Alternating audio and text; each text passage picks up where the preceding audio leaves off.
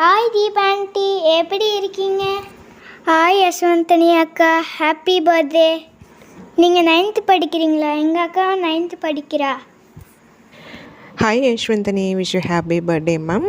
நீங்கள் வந்து எப்போதுமே ஹாப்பியாக இருக்கணும். இன்றைக்கி டே வந்து நல்லா என்ஜாய் பண்ணுங்கள், கோயிலுக்கெலாம் போயிட்டு வாங்க, நல்லா படிங்க. ஹாய் மகேஷித் அண்ணா, எப்படி இருக்கீங்க? என் பேர் வெற்றி.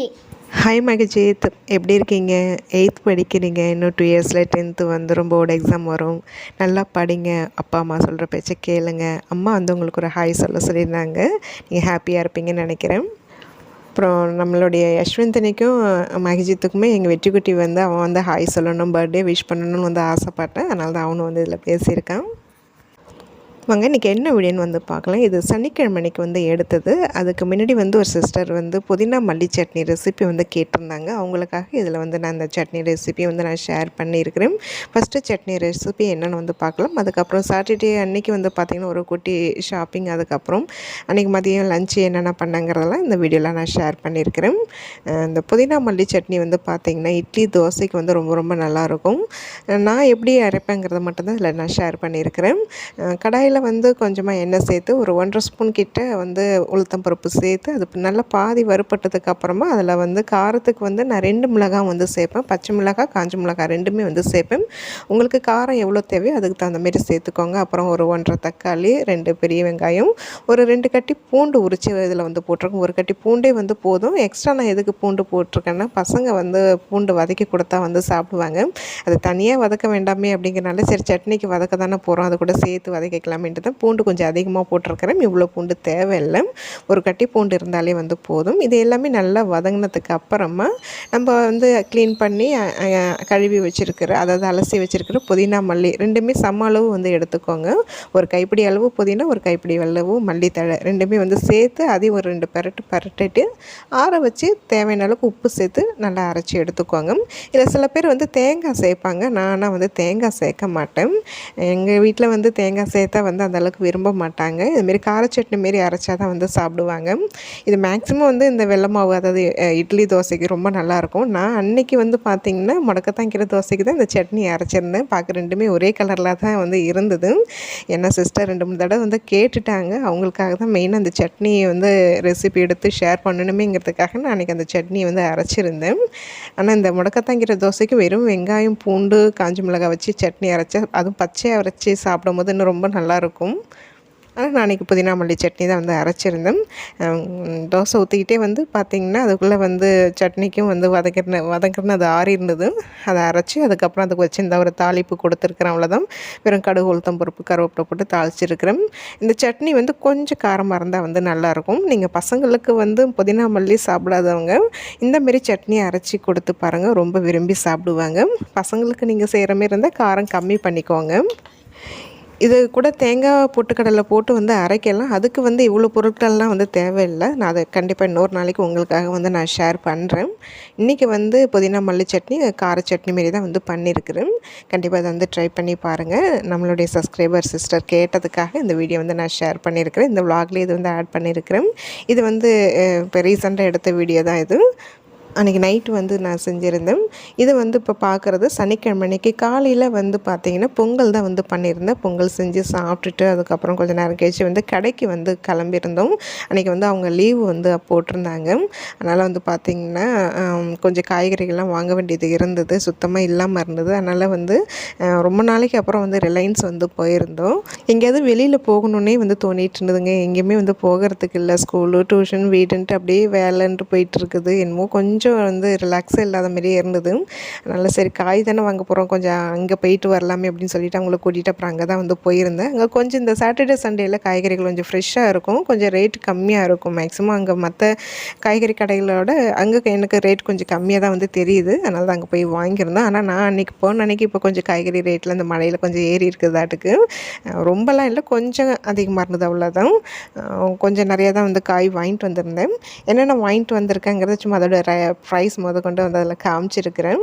எப்போதும் ஒரே மாதிரியே வீடியோ போட்டால் உங்களுக்கு வந்து போர் அடிக்கும் இல்லைங்களா? அதனால் ஏதாவது கொஞ்சம் இப்படி மாற்றி மாற்றி போடலாமே அப்படிங்கிறனால தான் நான் வீடியோ எடுத்திருக்கிறேன். தக்காளி விலையெல்லாம் ரேட் அதிகமாகிடுச்சுங்க. கிலோவே வந்து 60 ரூபா, மற்ற கடையிலலாம் வந்து 70 ரூபா, அங்கே 60 ரூபா தான் வந்து போட்டிருந்ததும். அதுக்கப்புறம் வந்து பார்த்திங்கன்னா சௌசௌ, அப்புறம் முள்ளங்கி, கோவக்காய், அவரைக்காய், கேரட், பீன்ஸு, கேப்சிகம், நெல்லிக்காய், வாழைப்பூ, புதினா, மல்லித்தழை, நூக்குல், இஞ்சி இது எல்லாம் தான் வந்து வாங்கிட்டு வந்திருந்தேன். அப்புறம் பசங்களுக்காக வந்து பார்த்திங்கன்னா ஸ்நாக்ஸுக்கு சர்க்கரை கிழங்கும், அதுக்கப்புறம் அந்த ஸ்வீட் கார்னு, அப்புறம் பன்னீர் வந்து ஒரு நாளைக்கு பசங்களுக்கு வந்து ஃப்ரை பண்ணி கொடுத்து அனுப்புவேன். அதுக்காக வந்து அது வாங்கியிருந்தேன். அங்கே வந்து பார்த்திங்கன்னா இந்த பன்னீர் கொஞ்சம் ஆஃபர் ரேட்டில் வந்து கொடுப்பாங்கங்க. நார்மலாக நம்ம 200 கிராம் பன்னீர் வாங்கினாலே 135 40 எனக்கு சரியாக ஞாபகம் மறந்து போச்சு. அங்கே 400 கிராம் பன்னீர் வந்து அதில் நான் ரேட் காமிச்சிருப்பேன் 199ன்னு இருக்கும். ஆனால் ஆஃபரில் வந்து பார்த்திங்கன்னா 139 தான். அங்கே ஆஃபரில் பன்னீர் போட்டிருந்தாங்கன்னா கண்டிப்பாக அதை ஒன்று எடுத்துருவேன். அப்புறம் அன்றைக்கி வந்து பால் தேவைப்பட்டது. அவங்க வீட்டில் இருக்கிறதுனால டீ போடுற மாதிரி இருக்குங்கிறனால பால் அந்த 20 ரூபா பாக்கெட் ப்ளூ கலரில் ஒன்று எடுத்துக்கிட்டேன்.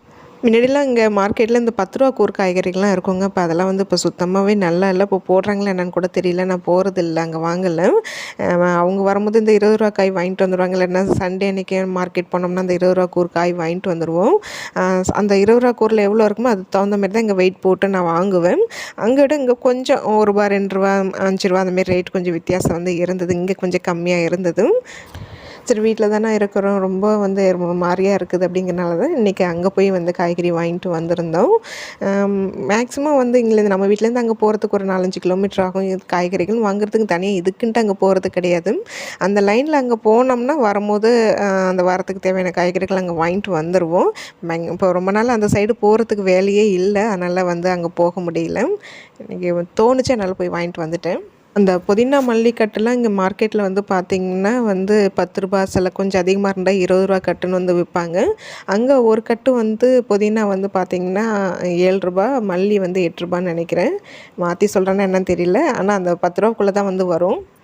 இன்றைக்கி வாங்கிட்டு வந்திருக்கிற காய்கறிகள் மேக்ஸிமம் ஒரு 10 நாள் வச்சு வந்து ஓட்டிடுவேங்க. அதாவது டெய்லியுமே வந்து காயின்னு வந்து செஞ்சிகிட்டே இருக்க மாட்டோம். ஒரு நாளைக்கு இந்த காய்கறிகள் ஒரு சாம்பார் பொரியல் வந்து பண்ணோம்னா அடுத்த நாளைக்கு ஏதாவது ஒரு காய் போட்டு சிம்பிளாக ஒரு கூட்டோ இல்லை ஒரு காரக்குழம்பு, அந்த கொண்டைக்கடலை, அந்த தட்டைப்பயிரெலாம் இருக்குது, ஒரு நாள் கிரேவி, மீல் மேக்கரு, அப்புறம் இடையில முட்டை வாங்குவோம், அப்பளம், வத்தல் இதெல்லாம் வச்சு வந்து மேனேஜ் பண்ணி ஒரு 10 நாள் வரைக்கும் வச்சு ஓட்டிடுவேன்.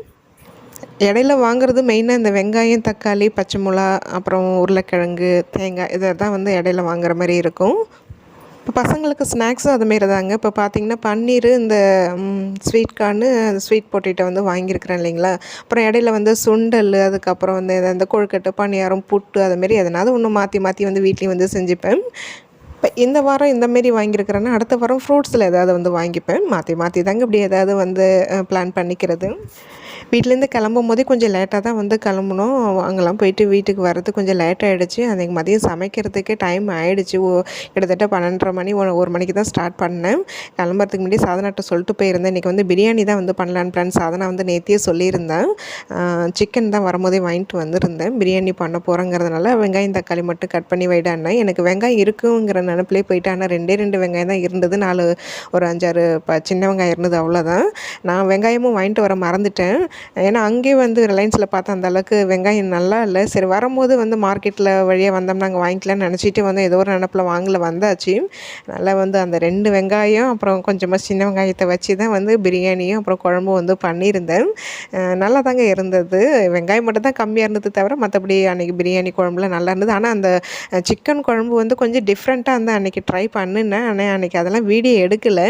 உண்மையில் அன்றைக்கி அந்த குழம்பு டேஸ்ட் வந்து வேறு லெவலில் இருந்ததுங்க. எனக்கு ரொம்ப ரொம்ப எனக்கும் சரி சாதனாக்கும் சரி ரொம்ப பிடிச்சிருந்தது. சாதனா வந்து நெக்ஸ்ட் டைம் இதேமாரி ஒரு தடவை வந்து பண்ணுங்கம்மா அப்படின்னு சொல்லி கேட்டிருந்தேன். நான் கண்டிப்பாக நான் அன்றைக்கி என்ன மெத்தடில் வந்து நான் சிக்கன் அந்த குழம்பு பண்ணுனேங்கிறத நான் கண்டிப்பாக ஒரு விலாகில் வந்து செஞ்சு காமிக்கிறேன். கண்டிப்பாக நீங்களும் ட்ரை பண்ணி பாருங்கள். ரொம்ப ரொம்ப நல்லா இருந்தது. வெங்காயமும் ரொம்ப கம்மியாக தான் இருந்த சின்ன வெங்காயத்தை மட்டும் போட்டு அவசரமாக ஏதோ எல்லாத்தையும் அரைச்சி விட்டு தாங்க வந்து பண்ணினேன். ஆனால் அதேமாரி பண்ணுற அன்றைக்கி தாங்க வந்து டேஸ்ட் வந்து ரொம்ப ரொம்ப நல்லாயிருக்கும். அன்றைக்கின்னு பார்த்தா அந்த குழம்பு கம்மியாக தான் வந்து பண்ணியிருந்தேன். ஏன்னா 100 ரூபாய்க்கு தான் சிக்கன் வாங்கியிருந்தேன். அதிலே 2 விதமாக வந்து பண்ணினேன். கரெக்டாக இருந்தது. ஆனால் சாதனாப்பா வந்து பார்த்திங்கன்னா எனக்கு சாதம் வடித்து சிம்பிளாக முட்டை தூக்கு மட்டும் வச்சிரு, தயிர் பார்த்து ஊற்றிக்கிறேன் அப்படின்ட்டாங்க. ஆனால் வந்து சாதம் வடிக்கலாம் லேட் ஆகிடுங்க, ஏற்கனவே வந்து லேட் ஆகிடுச்சு, நீங்கள் பிரியாணியில் வெறும் குஸ்கா மட்டும் எடுத்து சாப்பிட்டுக்கோங்கன்னு கொஞ்சம் அட்ஜஸ்ட் பண்ணிக்கோங்கன்னு தான். அப்புறம் அவங்களும் சரின்னு சொல்லிட்டாங்க. இந்தமாரி என்னைக்காவது ஒரு நாளைக்கு வந்து அட்ஜஸ்ட் பண்ணிப்பாங்கங்க. மேக்ஸிமம் அவங்க நான்வெஜ் சாப்பிட்றது கிடையாது. பிரியாணிலாம் செஞ்சேன்னா அதில் குஸ்கா மட்டும் எடுத்து சாப்பிட்டுப்பாங்க. அது ரொம்ப ரேர் தான். நான் ரொம்ப கம்பல் பண்ணால் தான் எடுத்து சாப்பிடுவாங்க, இல்லாட்டினா அதை கூட சாப்பிட்டுக்க மாட்டாங்க. இப்போதைக்கு வெறும் முட்டை மட்டும் தான் வந்து சாப்பிட்றாங்க. அப்புறம் வந்து பார்த்திங்கன்னா நான் கிச்சனில் சமையல் வேலையை பார்த்துக்கிட்டு அப்புறம் அந்த புதினா மல்லிலாம் சாதனா தான் வந்து கொஞ்சம் க்ளீன் பண்ணி வைக்க சொல்லியிருந்தேன். அவள் வந்து க்ளீன் பண்ணி வச்சுருந்தேன். அதை அப்படியே பாக்ஸில் எடுத்து ஃப்ரிட்ஜில் வச்சுட்டு அப்புறம் சாதனா தான் வீடு ஃபுல்லாக கொஞ்சம் பெருக்கி தள்ளிட்டு சாப்பிட்றதுக்கு எல்லாத்தையும் எடுத்து அந்த வைடு அப்படின்னா அப்புறம் அவள் அதை பண்ணிகிட்டு இருந்தாள். இந்த மல்லித்தழையில் அந்த தண்டு மட்டும் கொஞ்சம் நல்லா மொத்தமாக இருக்கும் இல்லைங்களா, அது தனியாக வச்சுருப்பேன். அது வந்து ரசத்துக்கு நம்ம கூட்டும்போது அது வந்து மிக்ஸி ஜாரில் கொஞ்சம் பல்ஸ் மூடில் போட்டு வச்சு ரசம் வைப்பேன். ரொம்ப நல்லாயிருக்கும் அது. அதுக்காக அது தனியாக எடுத்து வச்சுருக்கிறேன். சொன்ன மாரி சாதனம் எல்லாத்தையும் கொண்டு வந்து வச்சுட்டா. இன்றைக்கி வந்து சமையல் ரொம்ப லேட் ஆகிடுச்சு. மேக்ஸிமம் வந்து அவங்க வீட்டில் இருந்தாலும் 1 மணிக்கெலாம் சமையல் வேலையை முடித்து சாப்பிட்டுடுவோம். இன்றைக்கி கொஞ்சம் லேட் ஆகிடுச்சு வெளியில் போயிட்டு வந்ததுனால. கண்டிப்பாக இந்த சிக்கன் குழம்பு எனக்கு பார்க்கும்போதெல்லாம் எனக்கு அந்த டேஸ்ட்டு ஞாபகம் தாங்க வந்தது. நான் கண்டிப்பாக ஒரு நாள் அந்த ரெசிபி வந்து நான் ஷேர் பண்ணுறேன். எனக்கு ரொம்ப நல்லா இருந்தது. எனக்கே ரொம்ப பிடிச்சிருந்தது. நானாக வச்சேனா அப்படிங்கிற மாரி இருந்தது. இன்றைக்கி வந்து பார்த்திங்கன்னா ரொம்ப ஒரு சிம்பிளான ஒரு விலாகாக தாங்க வந்து நான் ஷேர் பண்ணியிருக்கிறேன். என்ன வீடியோ எடுக்கிறது, என்ன ஷேர் பண்ணுறதுனே வந்து தெரிய மாட்டேங்குது. எப்போதும் அரைச்சமாகவே அரைக்கிற மாரி தான் இருக்குது. கொஞ்சம் அட்ஜஸ்ட் பண்ணிக்கோங்க. ஆனால் டெய்லியும் வீடியோ போடுங்கன்னு வந்து சொல்கிறீங்க. நீங்களே ஏதாவது வந்து என்ன மாரி வீடியோ போடலாம், என்ன கண்டென்ட்டு நீங்களே வந்து கொஞ்சம் கமெண்ட் பண்ணிங்கன்னா எனக்கு அது முடிஞ்சால் அதை நான் ட்ரை பண்ணுறேன். கண்டிப்பாக கமெண்ட் பண்ணுங்கள். இன்றைக்கி இந்த விலாக் இதோட நான் வந்து முடிச்சுக்கிறேன். நாளைக்கு இன்னொரு இன்ட்ரெஸ்டிங்கான ஒரு விலாகில் வந்து பார்க்கலாம்.